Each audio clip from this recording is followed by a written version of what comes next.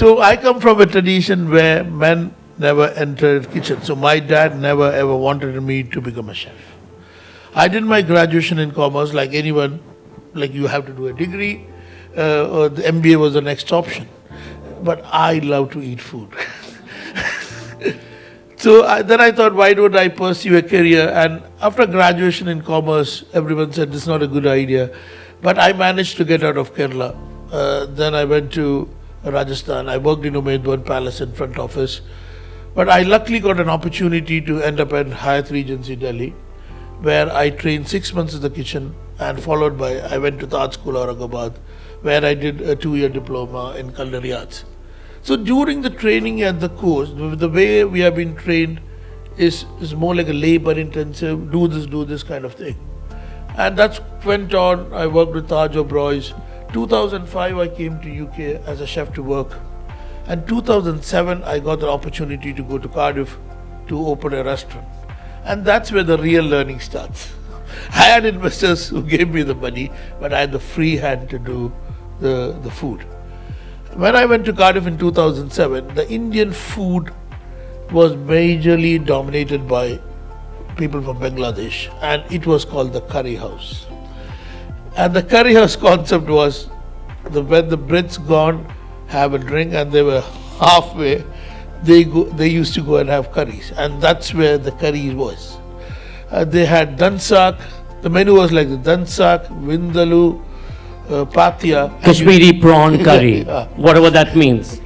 So they had one mother sauce, and they could create anything. But it was a very skillful job, over the chefs who created it. And they say that when the textile industry went bust, there were a lot of people unemployed. And someone created this menu. and if you see that the menu is almost the same. Dansak is again a very traditional dish served in the Parsi family when someone passes away. It's not like a dish of a celebration. So, but they put some lentil puree into it. But it was a clever business model, and the numbers worked very well. And that's where I enter into dishes like prawn moili, beef alartiyadu. And initially people said, where is the chicken tikka masala? Where is your half? And there is another thing which in Wales happened, is something called half and half. So they'll have curry with half rice and half chips. And they go half and half. Half and half, the half rice and half chips. So sounds costly, but anyway. But the people of Cardiff or Wales embrace that Kerala. So my stronghold is Southern Indian Kerala cooking. So a lot of the dishes what I ate home, we converted into more like a restaurant one. Like we do a dish called the Alapi fish curry.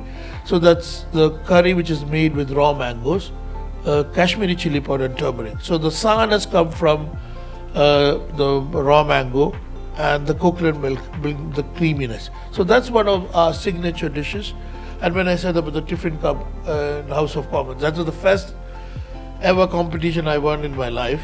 And there I created a dish. It was a fish curry I did, but it was a 3-dimension, because when you go to all this competition, if you look at the Master Chef and all these things, it's very difficult, because the Indian food is not like that. To bring a 3-dimension of a dish, how can you make a 3-dimension of a puri or a bhaji?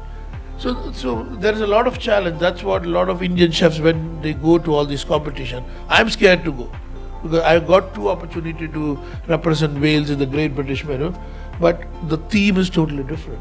They want me to do a theme which is nothing to relate with my food or the concept. So if I go to the competition, I look like a fool. That's the way I think about it. I might be totally wrong, but my ethics of food and the way I think that the food should do the talking. Once it goes into it, it opens the senses, the flavors and the balance. And that's where the challenge in Indian cooking. If you look at one dish or the one curry, how many ingredients goes into it? From methi to mustard to garlic to shallots. But anything gone one level up, it spoils the entire dish. So it took me 27 years to understand this philosophy. Okay, why is methi added later, and the balance of the food. So a lot of the recipes we created was from a lot of the dishes I eat and I enjoyed at home, but we made into it more like a restaurant format. So we do a batch cooking, 3-day shelf life, and rather than mix and matching. So where I boil this, mix this, that doesn't have any heartland soup.